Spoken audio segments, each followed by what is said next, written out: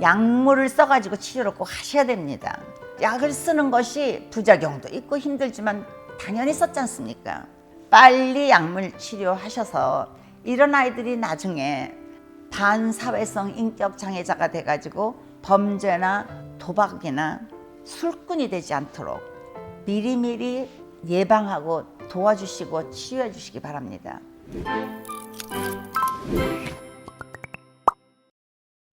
여러분 안녕하십니까? 정신과 의사 수전정입니다. 혹시 기억을 하실지 모르지만 정인이 케이스가 있었습니다. 7살쯤 되는 양녀로 받아들인 아이를 대학교 교육 다 받으시고 직장도 있는 부모가, 특히 어머니가 더 많이 그랬겠죠. 학대하고 그래가지고 결국은 사망했던 사건이죠. 그 부모가 사이코패스라는 얘기를 했었어요. 그 사이코패스가 바로 이 엔타이소셜 반사회성 인격 장애자를 말하는 겁니다. 오늘은 반사회성 인격 장애 (Antisocial Personality Disorder에 대해서 같이 생각해 보도록 하겠습니다. 어떤 분들은요, 누가 나가서 사람들 안 만나고 그냥 집에만 있고 이렇게 약간 그 회피성이 있는 것 같으면 엔타이소셜이라고 그러는데 그건 잘못 말씀하시는 겁니다.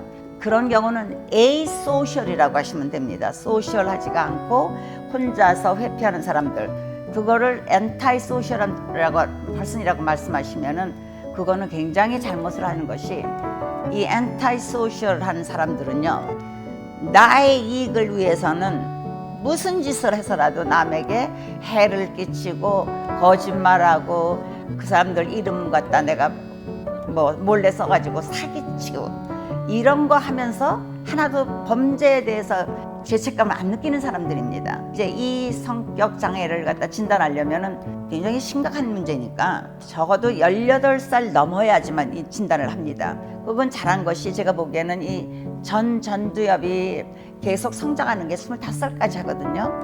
우리가 어떤 감정이 있을 때 그거를 제압하고 억제하는 작용을 하는 것이 이 우리의 전두엽입니다. 근데 그게 이제 안 되면은 그 굉장히 충동적인 행동을 하게 되고 이제 문제가 되는 거죠. 그런데 이 Antisocial Personality Disorder 있는 사람들은 대개가 어린 시절부터 품행에 문제가 있었습니다. 그러니까 행동에 문제가 있어가지고 이제 그때는 그걸 품행 장애다, Conduct Disorder라고 불렀습니다.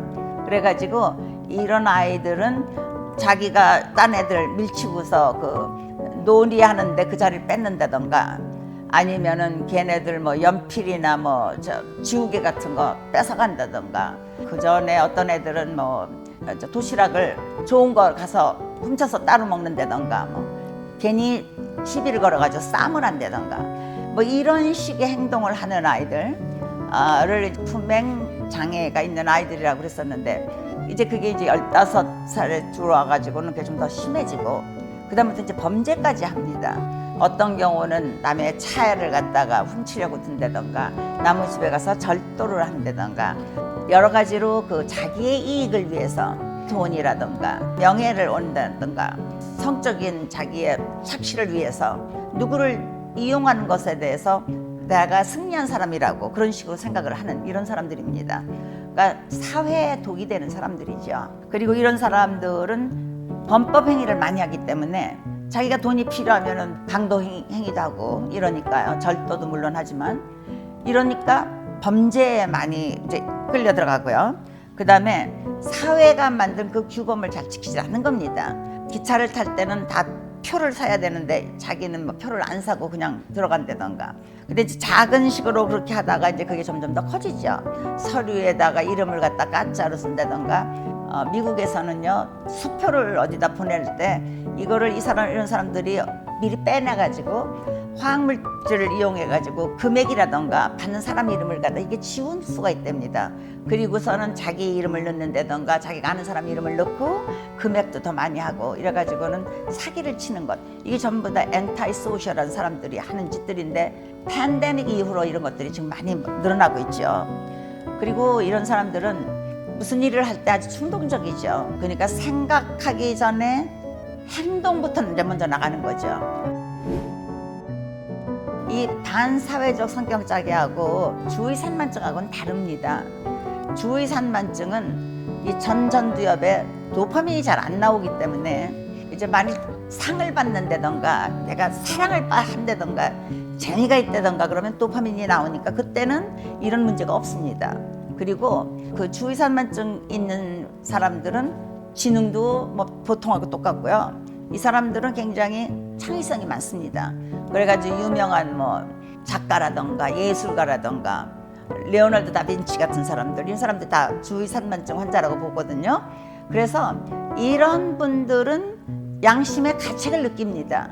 그래서 반사회성 인격장애 있는 사람들은 비슷하게 충동성이 많지만 한쪽은 내 이익을 취했으니까 전혀 죄의식이 없고, 주의산만증이 있는 사람들은요, 아이들이나 어른들이나 자기가 충동적으로 물건을 훔쳤다 할 때 이렇게 말끔하게 잘 훔치지 못합니다. 그래서 항상 붙들립니다.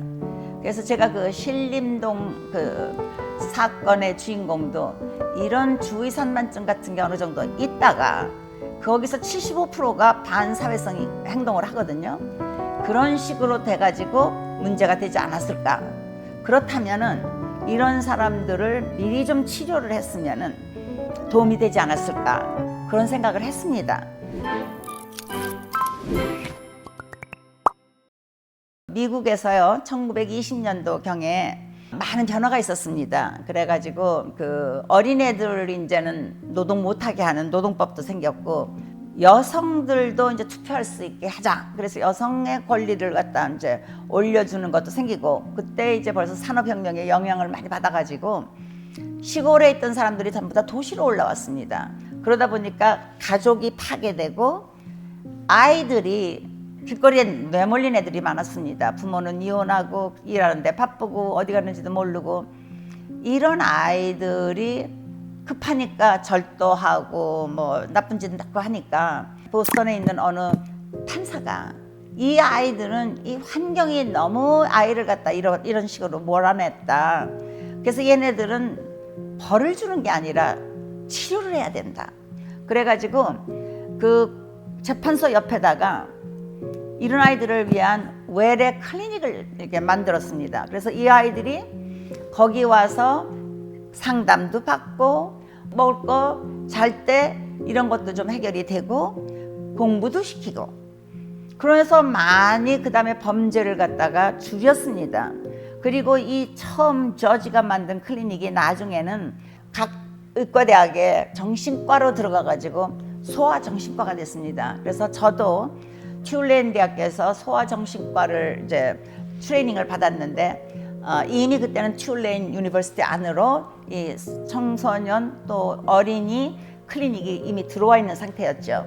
그런데 이제 여러분한테 제가 그런 말씀을 드리는 이유는 Antisocial Personality Disorder가 있더라도 어린 시절부터 이렇게 도움을 주고 잘 교육시키고 또 학교에서 여러 가지로 이제 칭찬도 해주고 이러다 보면은 차차차차 변할 수도 있다는 얘기를 지금 말씀드리려고 합니다.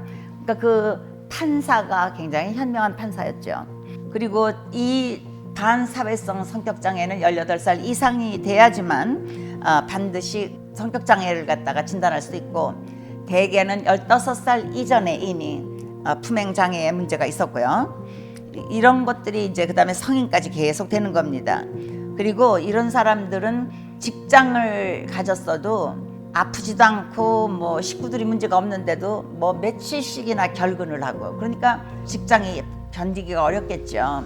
그 다음에 아무 거짓말이나 자꾸 하고, 아니면 직장에서 사기를 쳐서 뭐 돈을 갖다가 자기 마음대로 꺼내서 쓴다던가 이런 행동도 하고요. 그러니까 이런 사람들이 은행에 있다가는 좀 문제가 커지겠죠.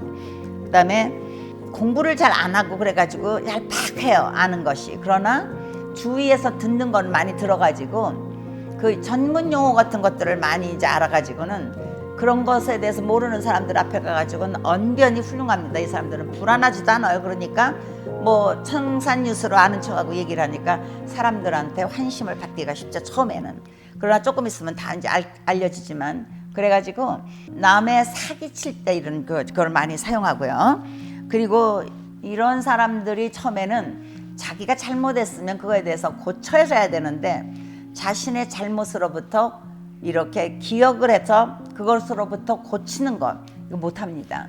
단 이런 사람들이 나이가 한 45세, 50세 이렇게 정도 그때까지 살아있고 그때까지 감옥에 있지 않고 뭐 이런 사람들이면은 조금씩 성격이 어느 정도는 좋아진다고 합니다. 이 사람들이 물질 사용을 많이 해가지고 술 많이 마십니다. 그래서 술을 많이 마시고 운전을 하다가 사고를 낸다던가 다른 사람을 죽게 한다던가 악영향을 끼치게 되는 거죠, 사회에. 그 다음에 자기 이익을 위해서, 자기 쾌락을 위해서 성이라던가 돈이라던가 명예를 위해서는 남을 어떻게든지 이용해도 아무 문제가 없다고 생각을 하고요. 그 다음에 자기가 어떤 충동적인 행동을 했을 때 내가 술 먹고서도 그냥 운전을 했을 때 그게 나에게 얼마나 그게 해를 끼칠지 다른 사람에게 얼마나 해를 끼칠지 이런 생각들을 잘 못하지요. 그리고 아이의 아버지라면은 이런 사람들일수록 집에서 나가면서 어린아이들한테 베이비시터 같은 거 구해놓지도 않고 그냥 놔두고 나가죠. 그리고 얘네들이 써야 할 무슨 우유값이라던가 뭐 그로서리 비용 같은 건 자기가 다 그냥 술 먹는 데라던가 다른 데다 써버리고 그런 것들을 하나도 놔주지 않고요. 그 다음에 어떤 사람이 자기한테 사기당했거나 자기한테 지거나 그러면은 네가 못나서 패배자라 그런 거지.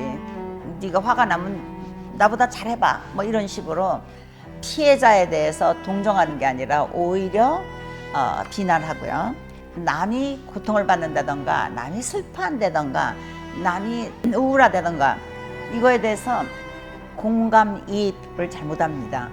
어린아이들도요 4살만 되거나 3살 되면은 친구가 이거 다쳐가지고 피가 나면은요 가서 너 많이 아파? 그래서 호호해주고 어른 데려와서 이거 고치게 하고 그럽니다. 뭐 2살부터도 벌써 그래요. 근데 이 사람들은 그런 공감하는 능력도 없지요. 이런 반사회성 인격 장애가 있는 사람은요 되게 남성이 많다고 그랬는데 자기가 결혼해 있는 부인하고 일부 일처제의 법적인 규범을 지키지를 못하고요. 부인 놔두고 다른 많은 여자들하고 계속 살아가면서 여러 파트너를 갖게 되고 이런 부인들은 굉장히 고생을 합니다. 그러다 보니까 이제 나중에는 속여먹지만 자기가 황탕망탕하게 쓰다 보니까 가난에 빠질 수가 있고 또 워낙 큰 범죄를 이루다 보면은 감옥에 가기가 쉽습니다.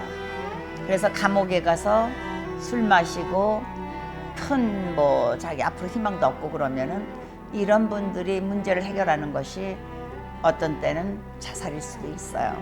그래서 이 반사회성 성격장애 있는 사람들 중에서도 자살이 많습니다. 그리고 이제 자살하기 직전에는 우울하겠죠. 사람들이 아무도 자기를 안 믿어줄 거고 부인이나 아이들도 자기를 안 믿어줄 거고 이제 외롭게 되고 얄팍한 말로 이제 사람들을 갖다 현혹하던 것도 이제는 더 이상 쓸 수가 없고 그래서 이 나이가 들면서 더 우울해질 수 있고 자살이 많아집니다. 그리고 이런 사람들은 애정에 결핍되는 수가 많은데요. 본래 태어날 때부터 약간 주의산만증이 있었다던가 아니면 학습 능력이 떨어졌다던가 아니면 지능이 좀 떨어졌다던가 이러면은 학교나 부모한테서 이제 많이 꾸중을 듣고 지적을 당하다 보면은 7살, 8살쯤에 야, 사람들은 다 나를 싫어하네? 아니면 나는 왜 이렇게 바볼까? 라는 자기 자신에 대한 이게 낮은 셀프 이스팀을 갖게 됩니다. 그래서 이런 사람들이 나중에 이제 문제를 가진 반사회성 인격 장애자가 되는데요. 그러기 때문에 만일 아이가 처음에 주의산만증이 있다는 얘기를 들으시거나 진단을 받게 되면 약물을 써가지고 치료를 꼭 하셔야 됩니다. 제가 한국 국민공단의 데이터를 찾아봤더니 우리 한국 국민 내 한 10%가 주의산만증이 있답니다. 그런데 진단을 받고서도 치료를 받는 경우는 10%밖에 안 된답니다. 따라서 인구의 10%가 있는 이 병 중에서 90%는 치료를 안 받는 거예요. 그냥 보기엔 멀쩡하거든요. 말도 잘하고 얘네들이. 게다가 IQ가 좋게 태어나는 애들은요, 국민학교 때 그냥 A 맞고 그냥 계속 1등 할 수 있습니다. 이제 중학교에 가서 문제가 되죠. 왜냐면 그때는 여기 변연계에서 감정이 막 솟아오르거든요. 성호르몬, 성장호르몬, 뭐 갑상선 호르몬들이 막 올라가니까. 그러니까 여기가 더 이상 견디질 못해요. 얘가 아직 뭐냐면은 전두엽은 완전히 완성이 되는데 적어도 25세가 돼야 되니까요. 그런데 이 감정이 이렇게 몰아치니까 이게 이제 여자애들은 10살부터 12살, 남자애들은 12살부터 14살 사이에 이렇게 감정이 막 올라가고, 아직도 이 전두엽은 이제 아주 미숙한 상태고, 이럴 때 도파민이 여기서 안 나와주는 애들은 감정을 수습을 못 합니다. 그런데 이제 어머니들이 뭐라 그러시냐면, 얘가 어느 날 갑자기 우울해졌어요. 그러셔요. 그거는 얘가 본래 그럴 수 있는 성향이 있던 애인데 계속 부모가 치료를 안 해줘가지고 나는 별 수 없는 사람이고 사람들은 날 싫어할 거야 이렇게 생각하고 있다가 호르몬이 막 들고 일어나니까 그 다음에 참지를 못하는 거예요. 그러니까 그때 우울증이 막 뻗쳐나오는 거죠. 아니면 그때 반사회성 컨덕트 디스오더가 막 나오는 거죠. 그래서 부모님들이 꼭 주의산만증이 있다면 이 약들이요, 굉장히 안전한 약들입니다. 그리고 이 약을 쓸 때 처음부터 제약을 다 주지 않습니다. 조금씩 쓰면서 부작용이 있으면은 얼른 끊으시고 물 줘가지고 딱 씻어 내려가면 되는 겁니다.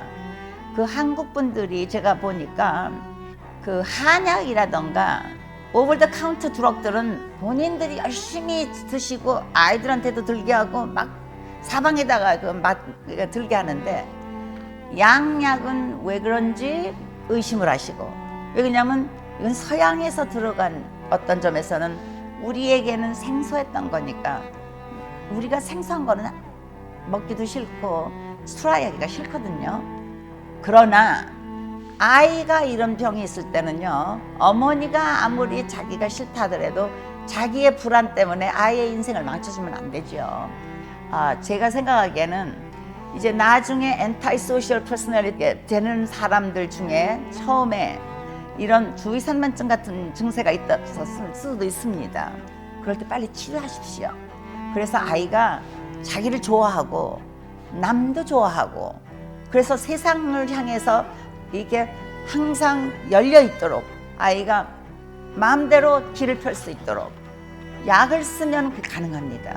왜냐하면 도파민이 들어가니까, 이 도파민이 들어가서 전두엽이 하는 일이 뭐냐면요, 어디에 어텐션 집중하고 공부하고 기억하고 판단하고 그 다음에 계획하고 그 다음에 감정 제압하고 이런 걸 해야 되는데 도파민이 안 나오는 병이 주의산만증입니다. ADHD는 장기의 병입니다. 브레인도 장기거든요. 여러분, 기침을 한다고 그래서 이게 만일 결핵이라면은 여러분들 그냥 놔둡니까? 기침약만 먹이고? 요새 많이 나오는 뭐 새로운 마이신이라던가, 옛날에는 타스나 스트랩토마이신 뭐 이런 거 썼었죠. 지금은 새로운 약이 많이 나오는데요. 그러니까 약을 쓰는 것이 부작용도 있고 힘들지만 당연히 썼지 않습니까? 마찬가지입니다. 두뇌도 장기이기 때문에 도파민이 잘 안 나오는 주의산만증이 있다 그러면은 아이들 빨리 약물 치료하셔서, 이런 아이들이 나중에 반사회성 인격 장애자가 돼가지고 범죄나 도박이나 술꾼이 되지 않도록 미리미리 예방하고 도와주시고 치유해 주시기 바랍니다.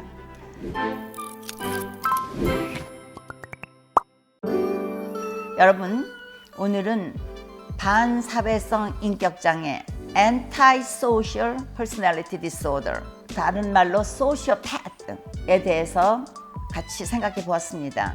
오늘의 이야기가 유익하셨다면 좋아요와 구독 눌러주시고요. 알람도 설정해 주시기 바랍니다. 안녕히 계세요.